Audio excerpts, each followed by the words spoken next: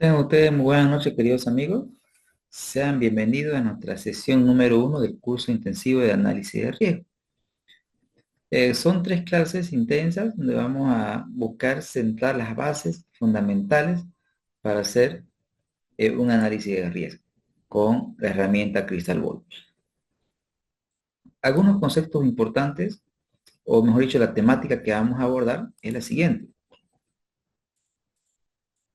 Fundamentalmente, ahora mismo en esta sesión, nos vamos a hablar de los fundamentos del análisis de riesgo a lo conceptual y vamos a hacer algunas simulaciones intuitivas para ver la lógica de lo que hace el Crystal detrás.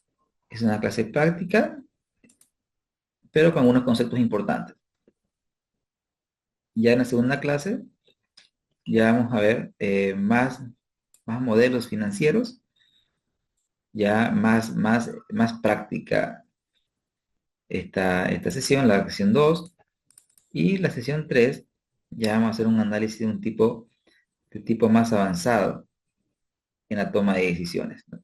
Entonces, si quieren verlo así, este es nivel básico, este es nivel intermedio y nivel avanzado.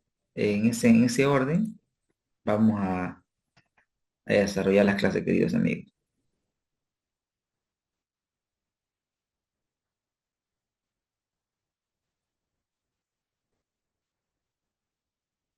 Perfecto.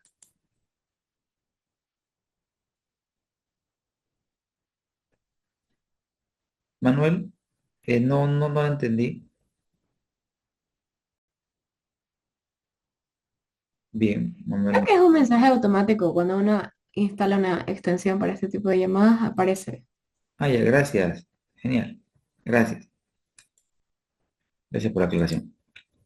Bien, amigos, sin más preámbulos, vamos a ver la parte conceptual que es importante para tener claro lo que vamos a ver.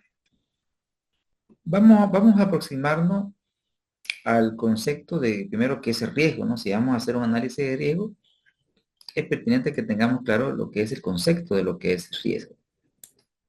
Entonces, de alguna manera, por ejemplo, riesgo generalmente nosotros lo asociamos a algo malo, ¿no? Por ejemplo, esta persona fíjense,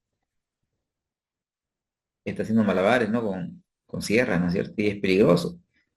¿Qué pasaría si esta sierra, digamos, no cae en el lugar que debe caer, digamos, ¿no? Entonces, obviamente, el factor de riesgo es recibir una herida, ¿no? Entonces, nosotros generalmente cuando usamos el concepto de riesgo, de manera intuitiva, o quizás en automático, lo asociamos con algo malo, algo malo. Pero no necesariamente eso es cierto, ¿no? Porque como aquí tenemos, por ejemplo, el primer concepto de lo que es riesgo. A ver, analicémoslo el concepto. Dice que el riesgo es la variabilidad de los resultados que puede expresarse mediante una distribución de probabilidad. Ok, entonces, como dice el ecualizador, vamos por partes, ¿no? Para que intentamos este concepto. Un ejemplo sencillo para poder ilustrar esto. Vamos a ver una empresa que tiene un precio de venta, digamos, de 10 bolivianos. 10 bolivianos tiene un costo variable de 5 bolivianos. 5 bolivianos por unidad.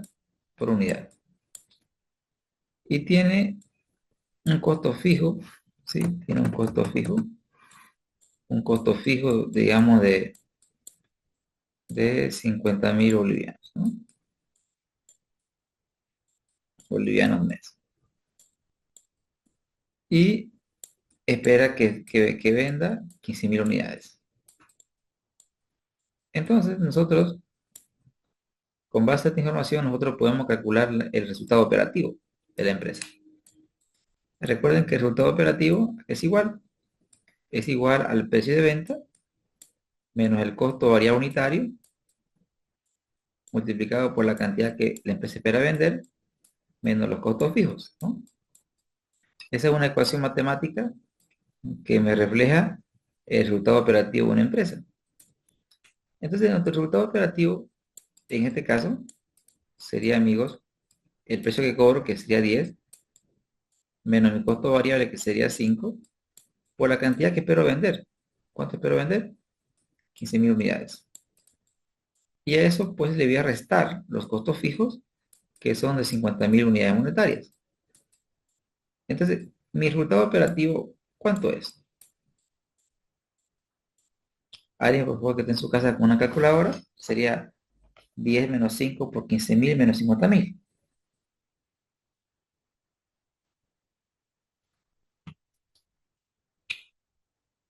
¿Cuánto sería, amigos? Ahí tengo la respuesta.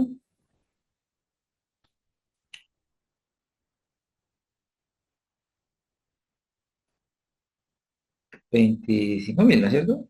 Perfecto. 25.000. Tal, gracias, amigos. Entonces, hagamos una analogía, ¿sí? Hagamos una analogía. Sí, es correcto, Juan Reinaldo, el concepto. Entonces, es correcto. Sale 25.000 bolivianos mes. Pero reflexionemos un poco. Nosotros estamos en el hoy, estamos en el presente. Y nosotros estamos haciendo una proyección. El presente lo colocamos como cero generalmente. Y acá hemos hecho una proyección a un mes, ¿no? Hay un factor temporal, un mes, un mes. O sea, dentro de un mes, nosotros, de acuerdo a estos cálculos que hemos hecho, de acuerdo a estos cálculos que hemos hecho, esperamos obtener cuánto de resultado operativo. Esperamos 25.000. Eso es lo que hemos hecho ahora mismo. O sea, nosotros ¿cuánto esperamos? Esperamos 25.000. Pero ¿qué sucede? Vamos a obtener esta cifra siempre y cuando el precio sea 10, el costo sea 5, los costos fijos sean 50.000 y las ventas sean 15.000. Pero obviamente si algo tiene el futuro, queridos amigos, es que el futuro es incierto. Puede ser que vendamos más de lo esperado y tengamos una cantidad superior. O sea, que no recibamos 25.000, sino digamos 40.000. O puede ser que no vendamos lo que esperamos y vendamos mucho menos y obtengamos menos. O sea, puede ser que algunas de las variables que nosotros en un principio consideramos constante cambien. Es decir, puede cambiar cualquiera de estas variables, puede cambiar el precio, puede cambiar el costo variable, puede cambiar el costo fijo. Básicamente, cuando nosotros hablamos de riesgo, es preguntarnos qué pasaría si. Cuando nos preguntamos qué pasaría si, ¿qué es lo que vamos a obtener? Vamos a tener un conjunto de probables resultados que pueden estar, digamos, por encima de lo que esperábamos, porque nosotros esperábamos 25.000, pero puede ser que tengamos menos de lo que nosotros esperábamos.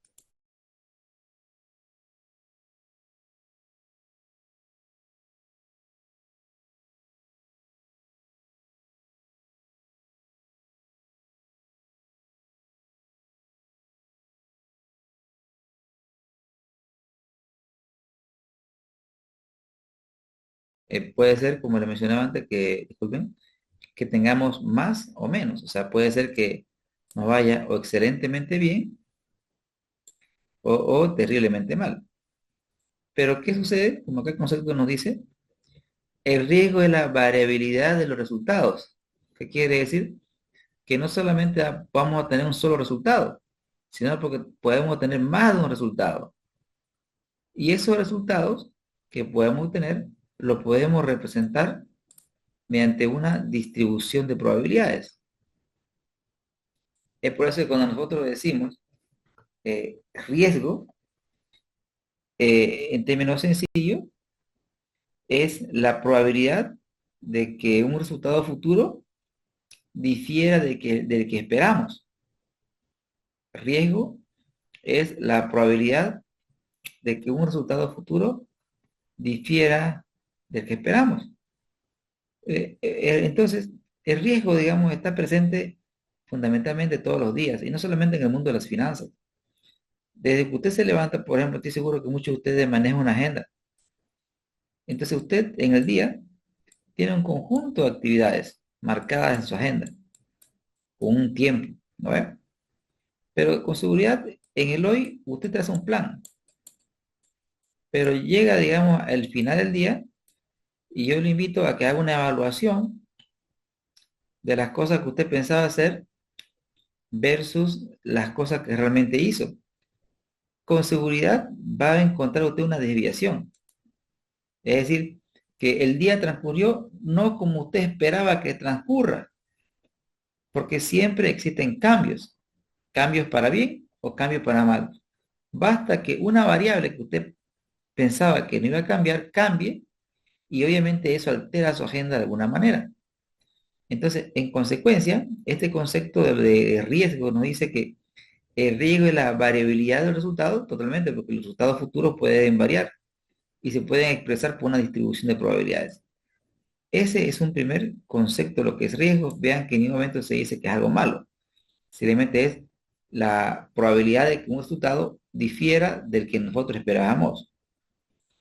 Bien, ahora, en finanzas, en finanzas, el riesgo lo expresamos a través de las estadísticas.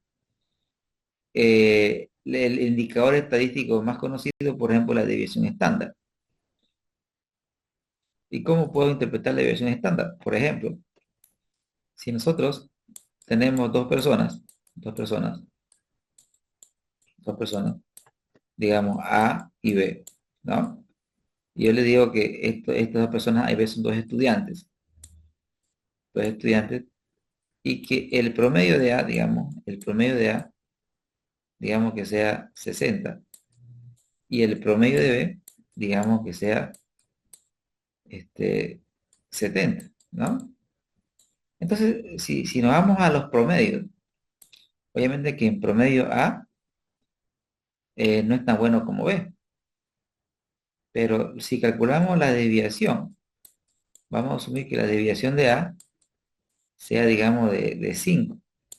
Sin embargo, la desviación del estudiante B sea de 30. ¿Cómo se entiende la desviación? La desviación generalmente tiene dos signos, más menos. La desviación es cuánto me desvío o cuánto me desvío respecto al promedio. ¿Qué quiere decir más menos? Que el estudiante A, queridos amigos, en el mejor de los casos, en el mejor de los casos, va a tener 60 más 5, 65. Y en el peor de los casos, va a tener 60 menos 5, es decir, 55. Ese es el estudiante A. Sin embargo, el estudiante B, en el mejor de los casos, va a tener 70 más 30. Es decir, puede llegar a tener 100. O en el peor de los casos, podría obtener 70 menos 30, igual 40. Entonces, observen que eh, el estudiante A no es tan brillante como B, pero es más estable en su nota, ¿no? Porque su desviación es pequeña. Vea usted que en el peor de los casos, igual aprueba. Sin embargo, B es un estudiante que es más bueno en promedio, pero es un estudiante altamente volátil porque tiene mucha desviación. ¿Qué quiere decir esto? Que algunas veces le va excelentemente bien y otras veces le va terriblemente mal. O sea, es un estudiante altamente volátil. Vea usted que en el peor escenario de B es que se puede aplazar. Pero sin embargo, A hasta en el peor escenario aprueba. Entonces, un indicador estadístico que me indica a medir el riesgo es la desviación, porque la desviación fundamentalmente es cuánto nos desviamos con relación al promedio. Entonces, es un primer indicador estadístico para poder medir el riesgo.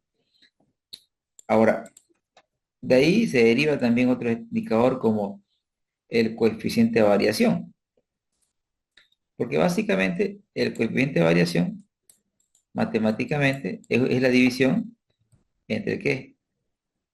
Es la división de la desviación estándar respecto a la media por 100 generalmente en la literatura. Por ejemplo, si, si usted tiene una desviación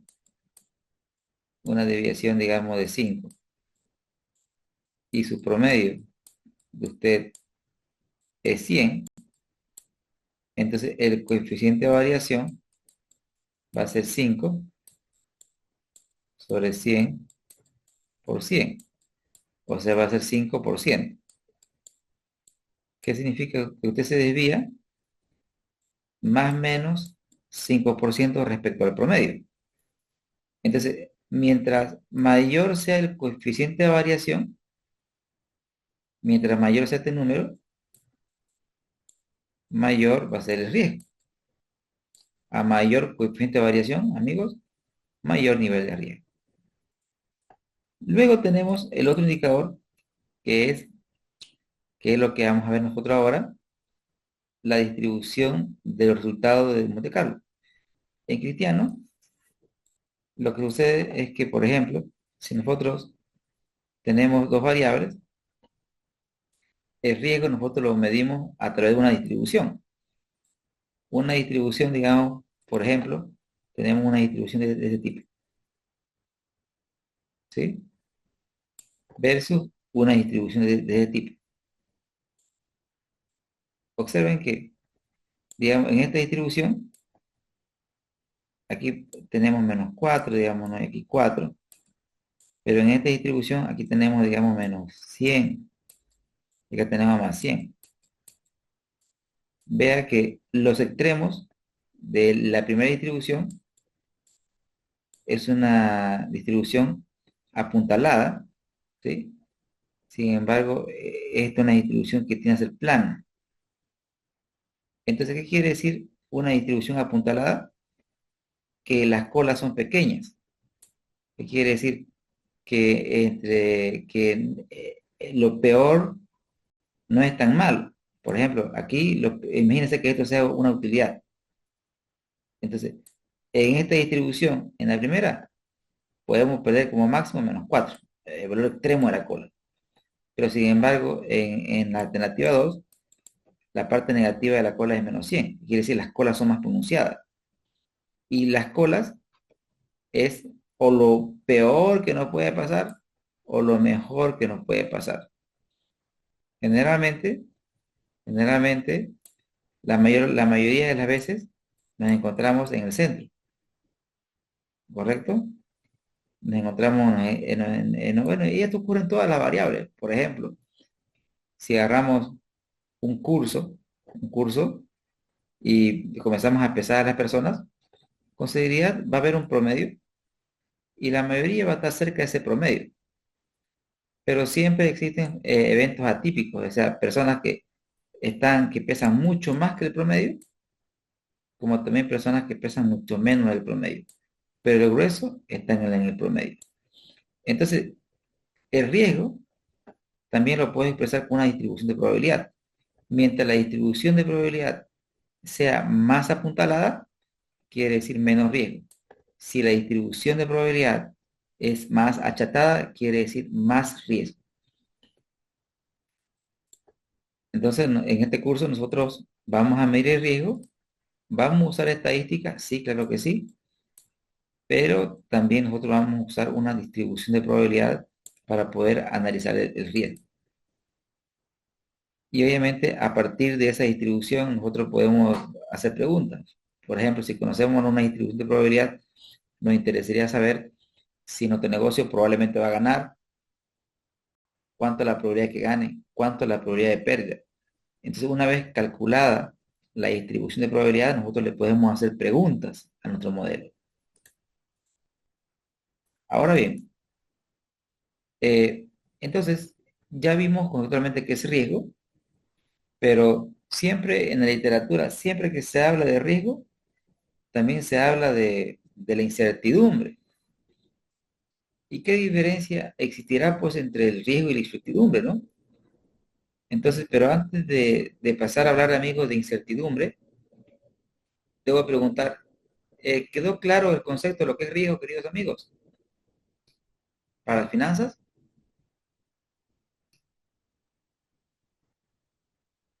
Buenas noches, sí, sí quedó claro, pero tengo una consulta. Adelante, Doris. Eh, yo siempre escucho hablar, no sé si es porque ocurre o es una ley, no sé, yo no soy del área financiera.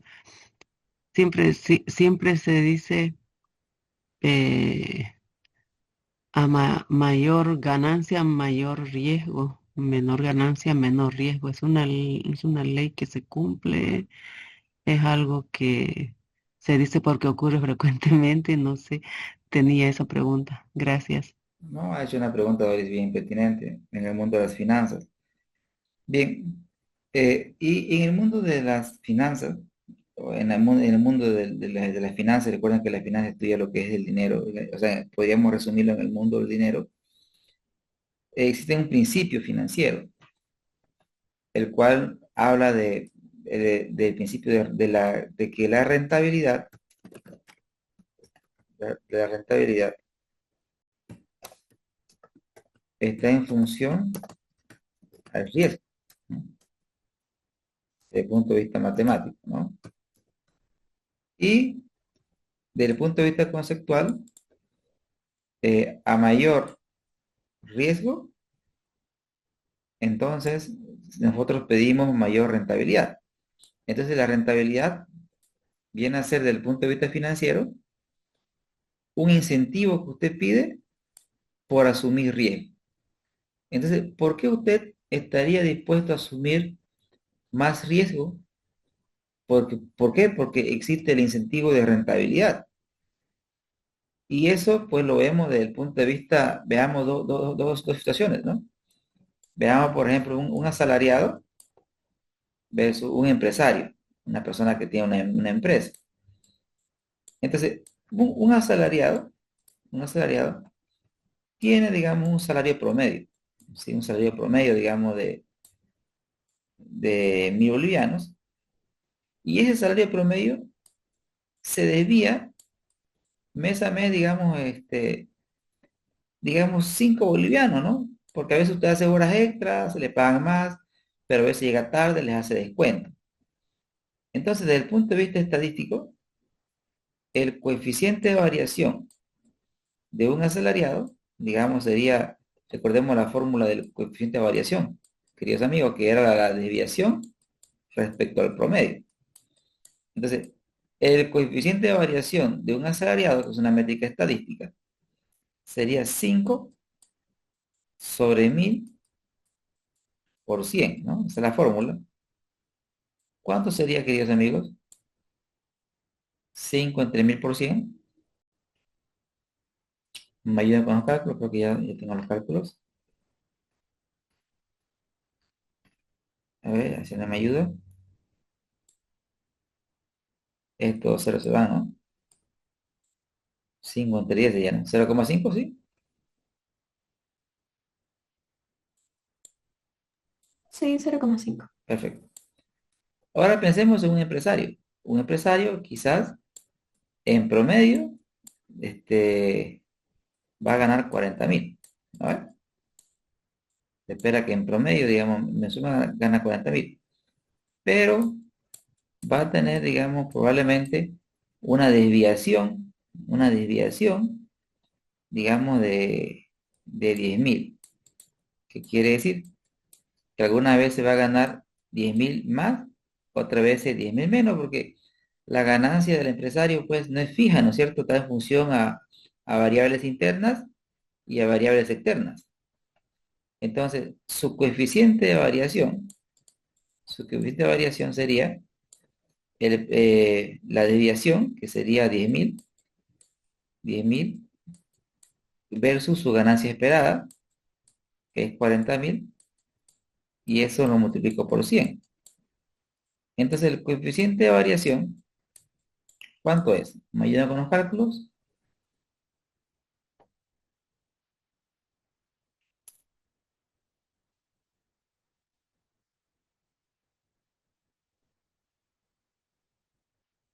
10.000 entre 40.000 por 100. Yo tengo acá la respuesta, hablando del 25%, ¿no? Observen que obviamente desde el punto de vista estadístico, el coeficiente de variación de un emprendedor versus el coeficiente de variación de un asalariado. Entonces, el emprendedor obviamente asume más riesgo porque la variabilidad de sus ganancias es alta. Le puede ir un mes excelentemente bien, de bien y otro mes terriblemente mal. Entonces, como emprender implica alta volatilidad, ¿no? Entonces, el emprendedor que dice, ah, caray, ¿por qué usted emprendería? Sería, ¿no? ¿Por qué las personas emprenderían? Si emprender conlleva más riesgo, ¿no? Pues la gente emprende porque tiene el incentivo de que va a percibir mayor rentabilidad que un asalariado, ¿sí?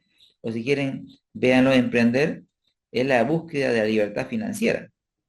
Y usted va a tener rentabilidad, va a tener la libertad financiera cuando tenga un elevado nivel de rentabilidad, que es muy poco probable que lo alcance como una persona asalariada. Entonces, la rentabilidad, en resumen, véanlo como un premio por asumir cierto nivel de riesgo.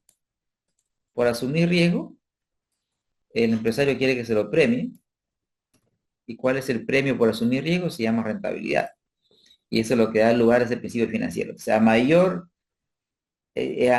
riesgo, yo pediría mayor rentabilidad. De lo contrario, me quedo en mi zona de confort, ¿no?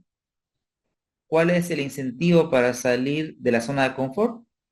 La búsqueda de mayor rentabilidad, ¿correcto? Entonces, es como un ejemplo clásico, digamos que ustedes lo inviten a una fiesta, ¿sí? Imagínese usted, joven, un varón que le inviten a una fiesta, pero sea extremadamente lejos, ¿no?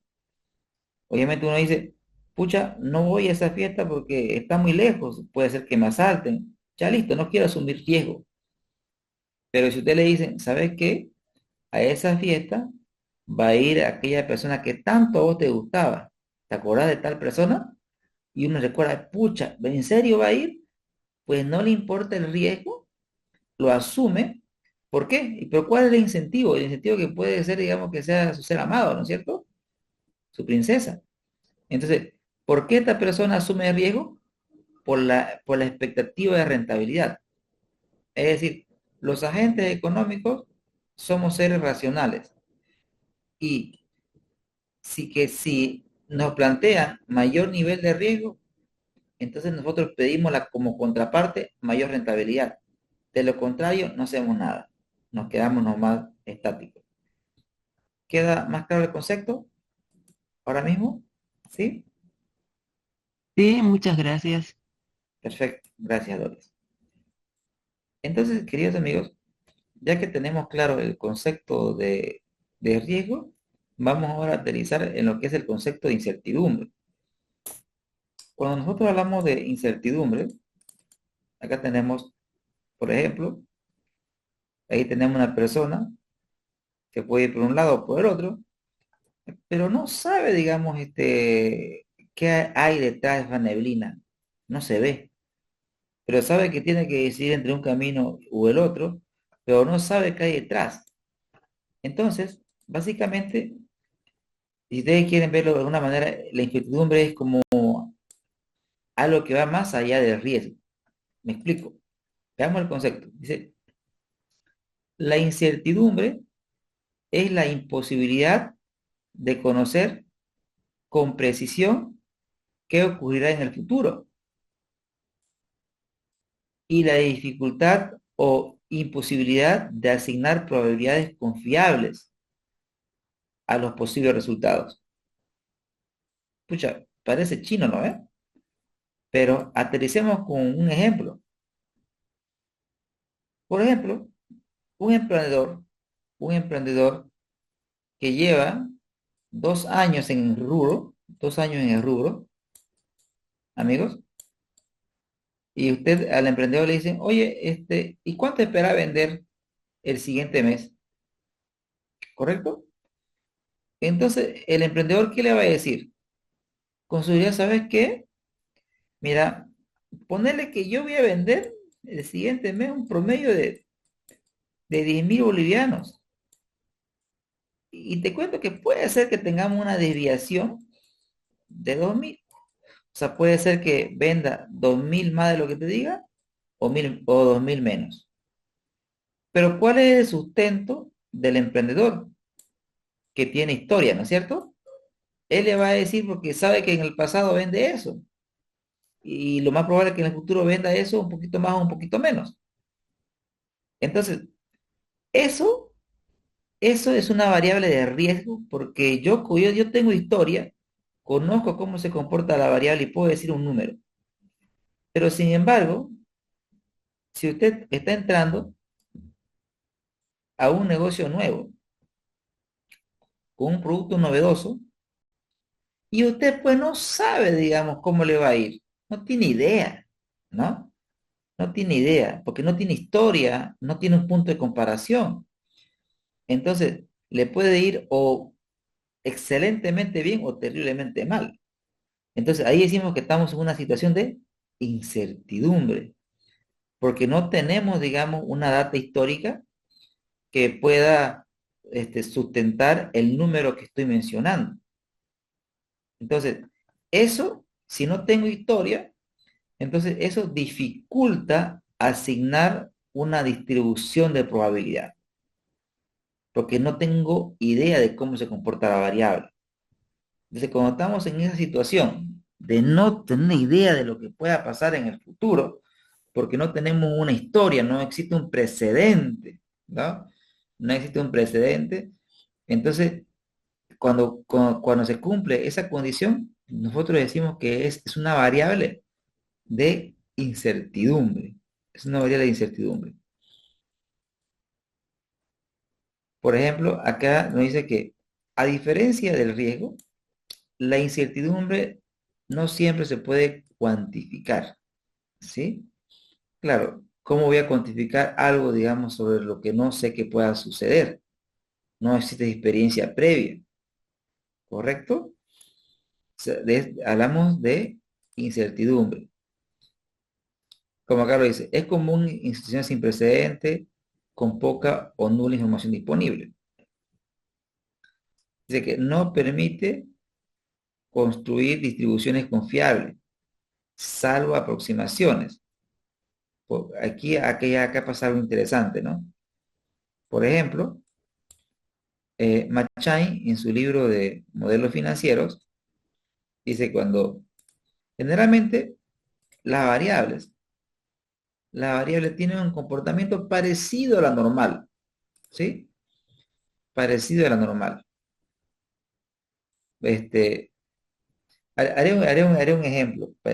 ¿A qué me refiero con la normal? ¿Sí? Yo sé que aquí en la sala hay varios colegas que son profesores, ¿no? Entonces, y los demás pues han cursado por las aulas de una universidad o un colegio. Y quiero que me sigan con este ejemplo.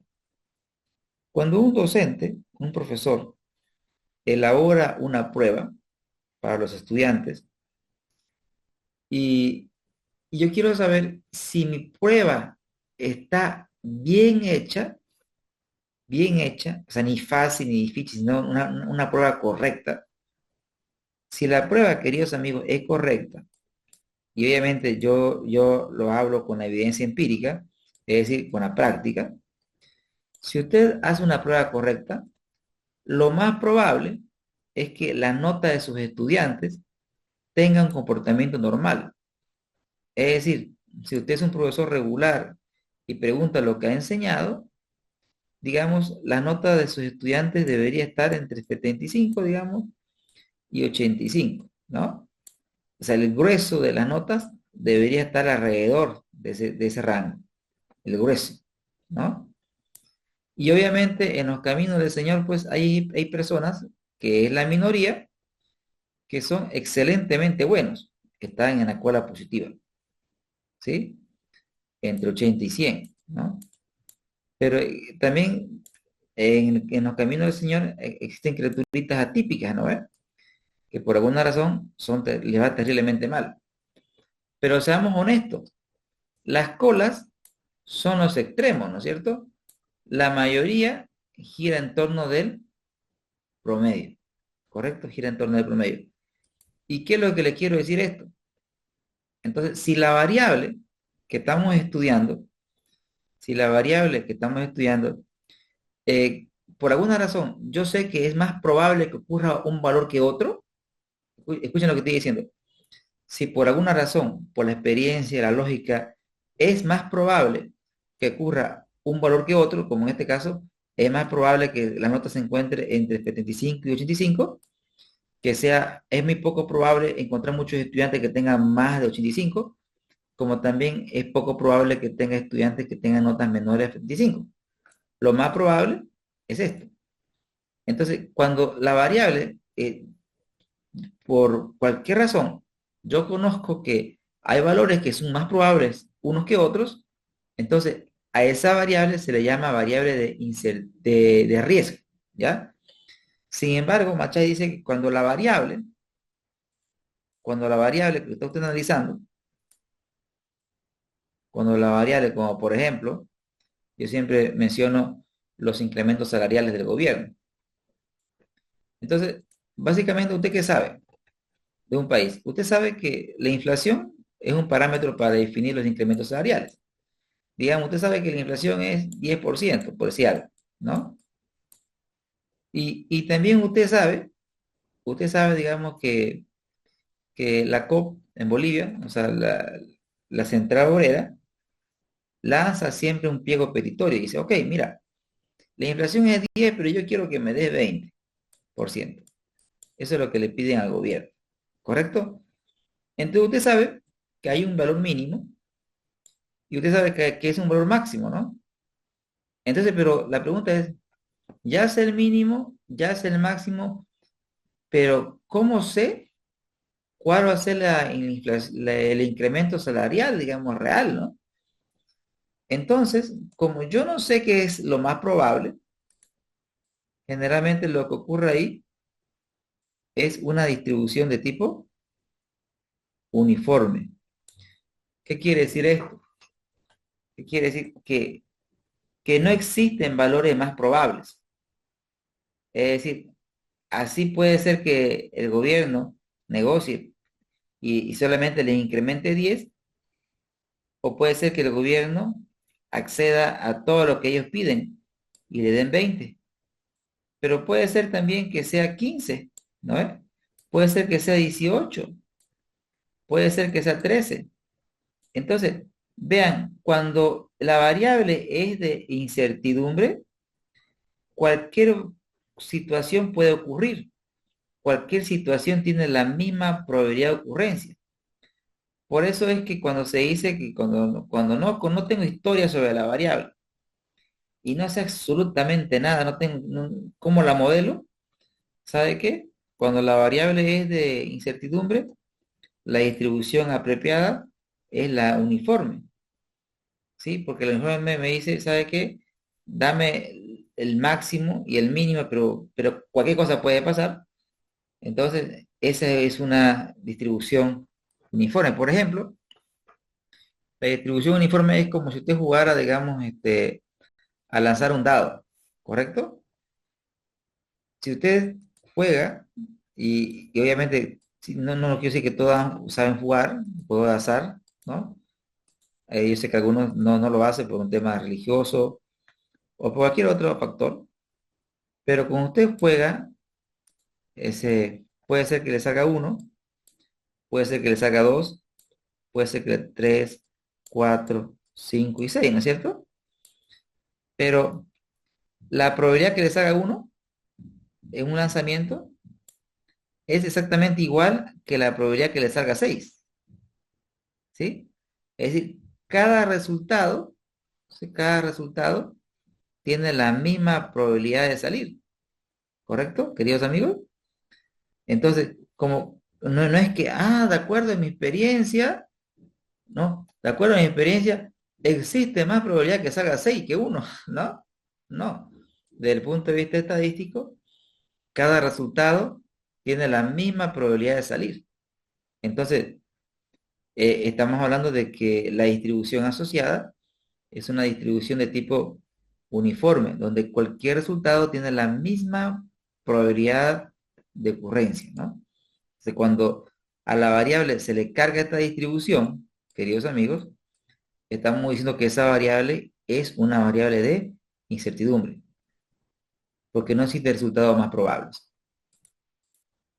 Entonces, la incertidumbre es como es el desconocimiento, el tomar decisiones a ciegas, ¿no? Fundamentalmente, ¿no?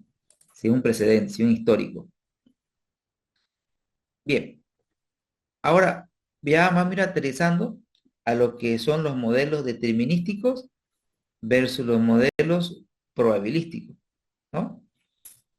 Eh, hagamos un ejemplo extremo, ¿no? Un ejemplo extremo de un análisis determinístico versus un análisis probabilístico. Entonces, hay varias maneras de explicarlo, ¿no? Y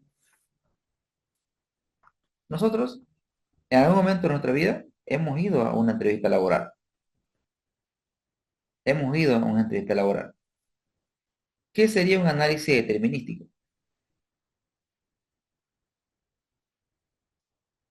¿Me escuchan, amigos? Sí, profe. Ah, ya, gracias, Nicole. Entonces, un análisis determinístico sería, digamos, ok, voy a la entrevista, que sea lo que Dios quiera, ¿no? ¿Correcto? O sea, voy, soy una persona de fe, y voy a la entrevista, y listo. Eso es un análisis determinístico, pensando que va a ocurrir lo mejor. Sin embargo, un análisis probabilístico sería preguntarme, ¿qué pasaría si? Es decir, cuestionarme, ¿no? ¿Qué me puede preguntar? Y ahí comienzo nosotros a generar diferentes escenarios. Y si me pregunta esto, si me pregunta lo otro, si uno le pregunta, "Oye, ¿qué te preguntaron? ¿Qué es lo que estamos haciendo ahí? Estamos yendo de lo determinístico a lo probabilístico porque en la vida las cosas no suceden como nosotros esperamos que sucedan. A ver, por ejemplo, desde que usted se levanta para ir al trabajo, imagínese, tiene que llegar a las 8. Usted se acuesta y dice, ok, mira, me voy a levantar a las 7, me voy a bañar, voy a desayunar, voy a ir a mi auto y voy a llegar al trabajo. Perfecto. Ese es un análisis determinístico, un análisis simple, un análisis primario. Un análisis probabilístico es, a ver, razonaré. Me voy a levantar temprano, correcto, perfecto. Entonces, me acostaré pues temprano, ¿no es cierto? Porque si me acuesto tarde, tengo la probabilidad de que no me levante a la hora pactada. Entonces ya, ok. Entonces no me debí levantar tarde. Ok, mañana yo solamente demoro media hora. Reviso, ¿qué hay mañana? Ah, caray, el clima dice que va a llover. Entonces, si el clima dice que va a llover, entonces probablemente me tendré que levantar antes, ¿no? Ah, listo, pero me voy a ver en el auto. ¿Y mi auto está bien? Reviso mi auto. Pucha, no prende. Entonces, vean ustedes, ¿no? Hacer un análisis probabilístico es preguntarme el qué pasaría si. El qué pasaría si no se trata de ser una persona pesimista, para nada. Simplemente de ser una persona que contempla que en el mundo existen variables que pueden cambiar y yo tengo que estar preparado. Tenemos que estar preparados. Eh, otra analogía, fundamentalmente, que va contraria a lo que le mencioné antes, ¿no?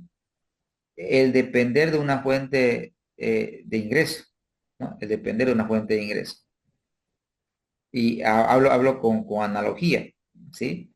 Por ejemplo, de alguna manera, de alguna manera, el ser dependiente, el trabajar para una empresa, adormece a las personas. Es decir, usted se acostumbra a tener un buen sueldo, tiene antigüedad y de alguna manera piensa que por antigüedad no lo puedan despedir. Entonces, cuando le preguntan a cualquier persona, oye, ¿y hasta cuándo tú piensas trabajar en esa empresa? Y la gente en su sano juicio dice, no, no he pensado, no he pensado, o sea, no lo piensa ya la gente, o sea, piensa que va a estar ahí hasta que se jubile. Pero la verdad, queridos amigos, que uno va a trabajar en una empresa hasta que su jefe lo quiera. ¿Se entiende? En cualquier momento, por algún escenario, a usted, si usted si le va a dar una patada, váyase, váyase, le van a decir. Y listo, tan simple como eso. Entonces, un análisis determinístico en el caso de las fuentes de ingreso sería pensar en un escenario perfecto de que, ok, nunca me van a votar, pero un análisis de riesgo implicaría, ¿y qué pasaría si? ¿Y qué pasaría si me votan? ¿Qué hago si me votan? Cuando las personas se plantean el qué pasaría si me votan, quizás dejen de ser malas personas, me explico. A veces las personas en las empresas se creen que el cargo que tienen actualmente es eterno, ¿se entiende? Y no saben que el cargo es momentáneo. Ahora mismo están en ese cargo, mañana no van a estar en ese cargo. Por eso lo importante en las empresas es el respeto, pero no al cargo, sino a la persona que ocupa el cargo. Porque si usted es una buena persona, con seguridad que independientemente de que esté en ese cargo o no tenga ese cargo, pero si es una buena persona, el respeto siempre lo va a tener. Entonces, pero cuando la persona no hace en el escenario, ¿y qué pasaría si? Piensan que ese cargo va a ser eterno. Entonces, el análisis probabilístico simplemente es preguntarse el qué pasaría si. Si usted se ha hecho esa pregunta, el qué pasaría si, ya está haciendo un análisis probabilístico. Entonces, para ir aterrizando más con los conceptos, veamos a ver.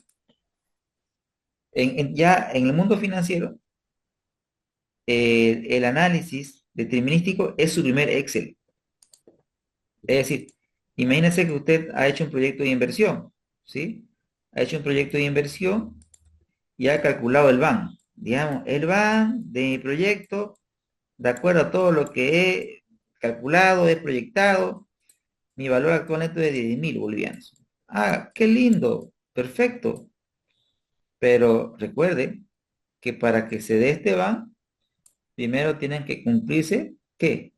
Cuando usted hace un proyecto de inversión, usted hace una proyección a futuro. Usted proyecta lo que el proyecto, valga la redundancia, le va a generar de dinero. Pero estos flujos que van a ocurrir en el futuro, que están en su primer Excel, están planteados en términos de ¿qué? De un precio de venta, de un costo Una variable, cantidad, una cantidad. de una cantidad, Ujú. de unos costos fijos. Sí, pueden haber más variables, pero la pregunta que debemos hacerlo, este precio no va a permanecer estático. Este precio va a tener un comportamiento en el futuro. El costo variable no va a ser También. estático, va a tener un comportamiento. Las ventas también van a tener un comportamiento. Los costos fijos también van a tener un comportamiento. Entonces, ¿qué quiere decir esto? Que es pertinente preguntarnos qué pasaría si el precio sube, si el precio baja, si mis costos suben, si mi cantidad baja, si mis costos fijos se incrementan. Entonces, debo preguntarme el qué pasaría si. Entonces, el primer Excel, obviamente sin análisis de estrés, ¿no? Y obviamente nadie quiere estresarse, ¿no es cierto? Nadie quiere estresar porque generalmente cuando las personas hablan de riesgo, generalmente, no siempre, porque hay que ver la perspectiva, generalmente lo asocian con la gente que es pesimista, ¿no es? ¿Correcto? Siempre las personas que le buscan el pero. O sea, por si acaso es una aproximación de riesgo, pero Esas personas que le buscan el pero a todo, solamente desde el punto de vista estadístico, las personas las pesimistas, yo le llamo, le buscan el pero. Cuando le buscan el pero generalmente ellos ven la cola negativa, o sea, lo peor que podría pasar, pero no están viendo lo mejor que nos pueda pasar, ¿correcto? Es un análisis sesgado. Las personas que son de tinte pesimista solamente ven la cola negativa, o sea, lo peor que nos podría pasar, y no ven así la cola positiva, no le tiran mucha importancia. Entonces, pero ya ellos, digamos, ya ellos, al preguntarse, ¿y qué pasa si? También están haciendo un análisis de estrés. Entonces, cuando nos preguntamos, ¿el qué pasaría si? Usted está haciendo análisis de riesgo y estoy seguro que usted lo ha hecho en el pasado y obviamente en este curso vamos a preguntarnos bastante, ¿qué pasaría si? Ahora, vamos a ir introduciéndonos, queridos amigos, ya a lo que es lo que vamos a usar, que es la simulación de Monte Carlo. Pero ¿en qué consiste la simulación de Monte Carlo? Obviamente, este no es un curso de estadística, ¿no? Pero hay algunos conceptos que tenemos que tenerlo bien claro a la hora de trabajar.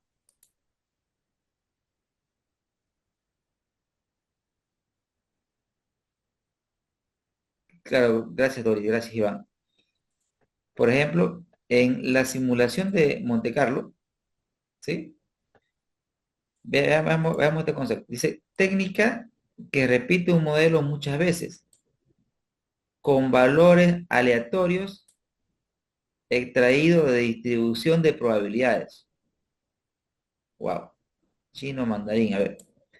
Técnica que permite, técnica que repite un modelo muchas veces, con valores aleatorios extraídos de una distribución de probabilidad. Ok. Antes de eso, veamos, hagamos un concepto mucho más pequeño. Ahí tenemos un dado, ¿sí? Ejemplo, lanzamiento de un dado. Cuando nosotros lanzamos un dado, tenemos que precisar algunos conceptos.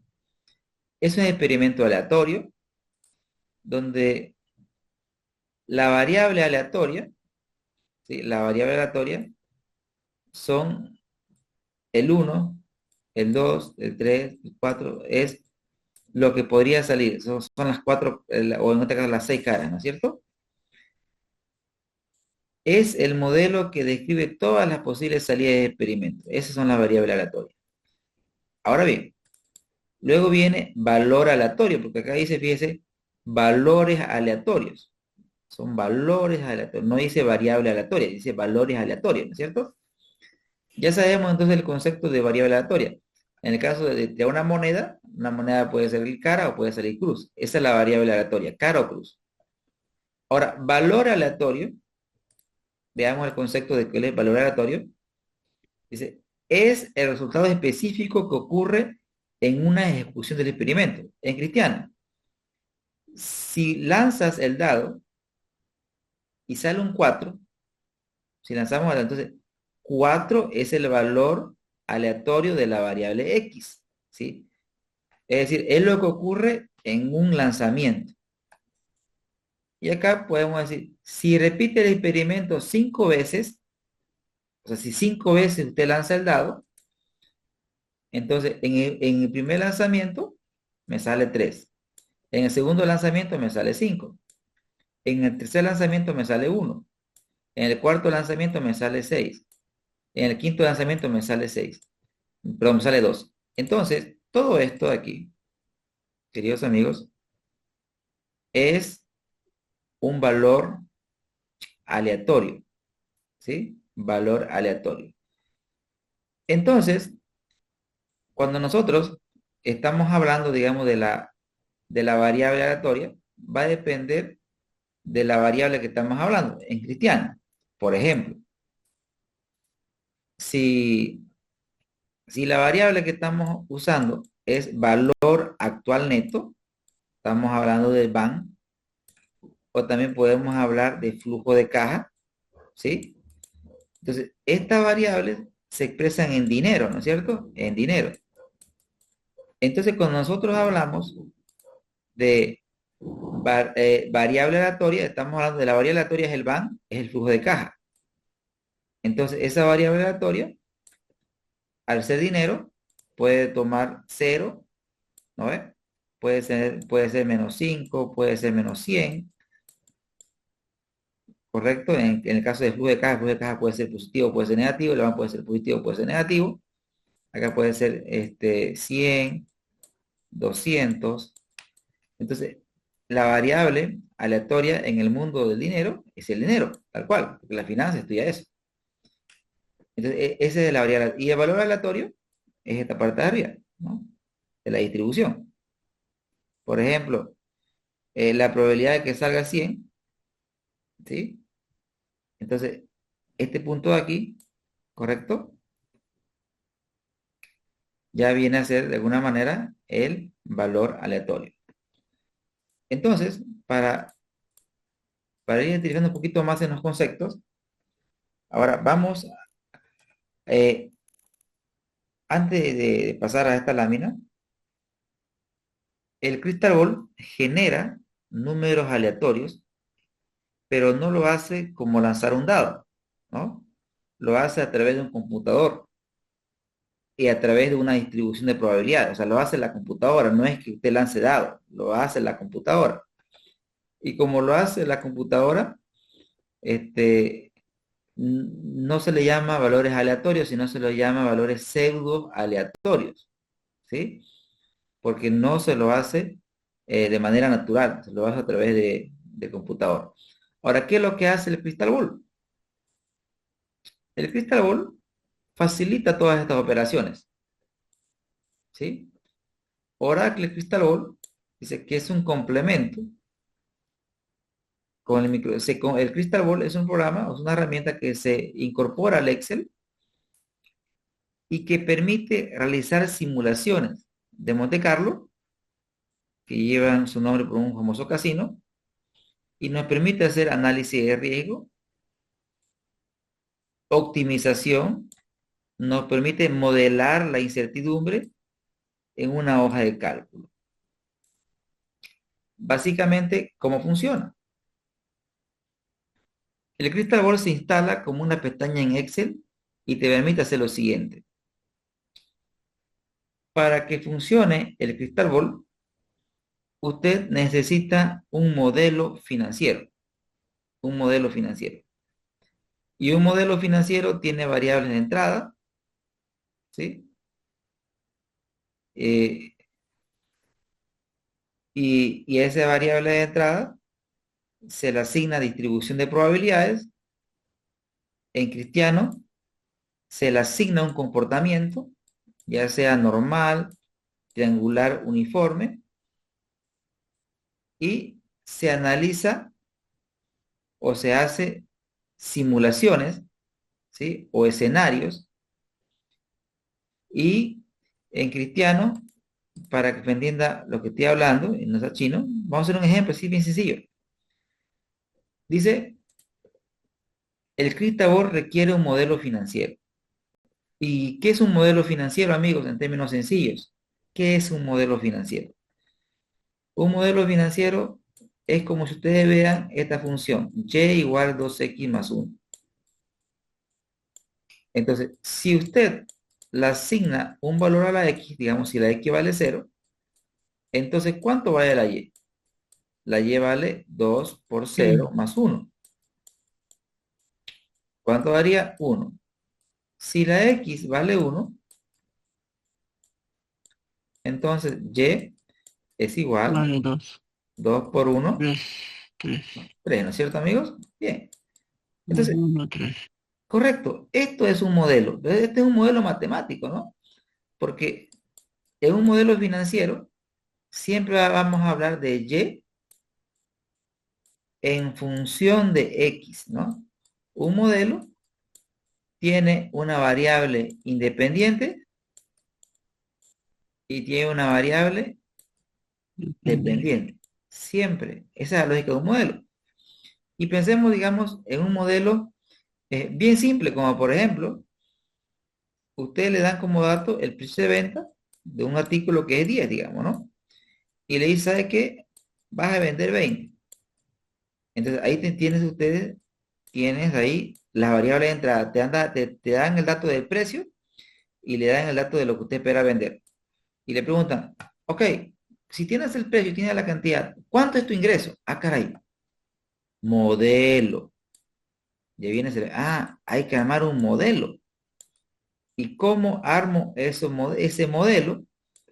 Ya usted sabe que el ingreso, por definición, es el precio que usted cobra por la cantidad que usted vende. Entonces, el modelo en la fase determinística sería fácil, 10 por 20. Entonces, 10 por 20 es, 200. Qué lindo, 200. Entonces, ahí tenemos otro modelo donde esta va a ser la y acá tenemos la X1 y acá tenemos la X2. El ingreso va a depender de dos variables, una que se llama precio y la otra que se llama cantidad. Entonces, esto es lo que esperamos en un sentido determinístico. ¿Qué es lo que hace el Crystal Ball? Identifica la variable de entrada. Las variables de entrada en cristiano son las X, ¿sí? Son las X. Les asigna distribución de probabilidades. Caray. Quiere decir que a estas variables, al precio y a la cantidad, se le asigna un comportamiento. Cuando digo se le asigna un comportamiento, quiere decir se le asigna una distribución de probabilidad.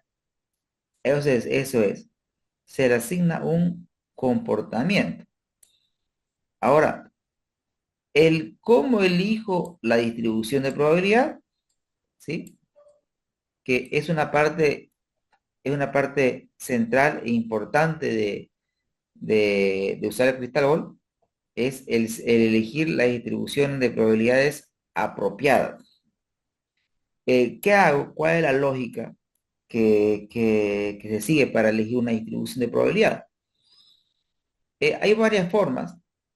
La primera, obviamente, es si tengo data histórica, ¿no? Si tengo data histórica, es decir, historia, el Crystal Ball me dice, ¿sabes qué? De acuerdo a tu historia, el precio tiene este comportamiento, pero ¿sabes qué? La cantidad se comporta de esta forma. Entonces, existen variables que ya nosotros sabemos de forma empírica cómo se comportan. O sea, me explico. Y haré los ejemplos respectivos ahora mismo. Ejemplo, ya le hice el ejemplo, queridos amigos, de una buena prueba. Y lo que están en el mundo de la educación saben que su prueba que ustedes han hecho es correcta, la nota de sus estudiantes tiene que tener este comportamiento. Normal. Pero pensemos a ver en cómo estudian los estudiantes. Los estudiantes, si yo digo, ok, jóvenes, hoy es lunes, viernes, jóvenes, viernes examen, estudien. Entonces, ¿qué hace el estudiante? Generalmente, el estudiante promedio. Usted le dice que tiene examen y él no estudia, no estudia, no estudia, no estudia, no estudia y arranca. Entonces, ¿qué sucede? La mayor cantidad de horas de estudio ocurre un día antes o horas antes del examen, ¿no, amigos? Cualquier parecido con la realidad es mera coincidencia. Entonces, ya yo sé que por la naturaleza de la variable, ya yo sé que tiene una distribución parecida a esta, donde la mayor parte ocurre al final.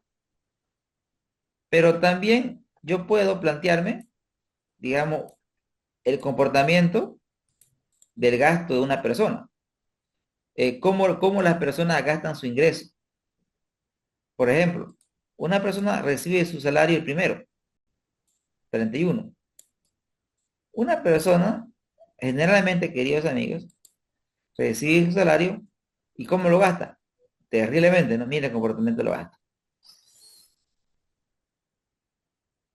Y tristemente, no llega a fin de mes, en promedio.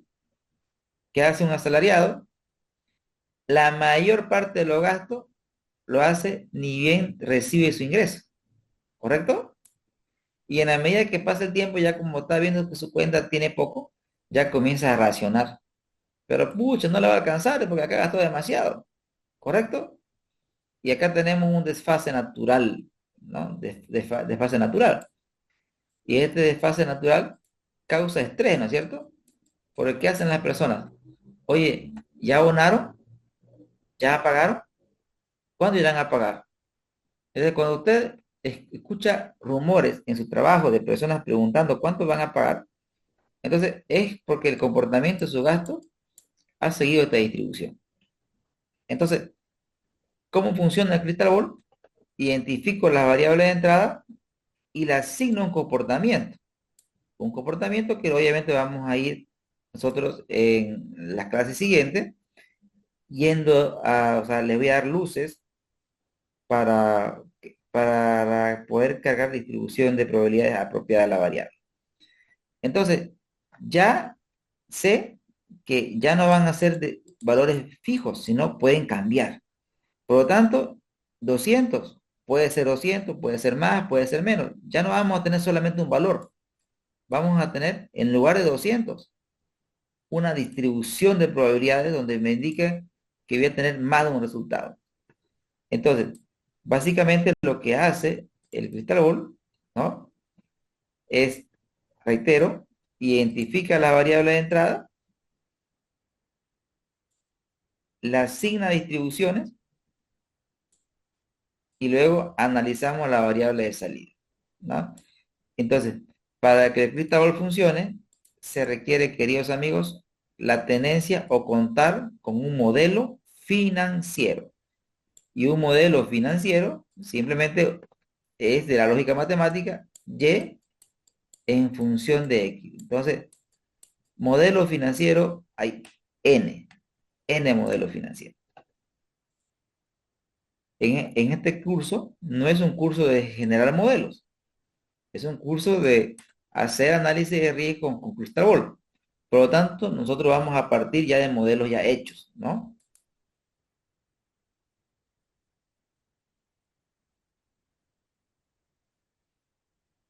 ¿Cómo está, querido Alfredo? No, Alfredo, hoy vamos a usar Crystal Ball, ¿sí?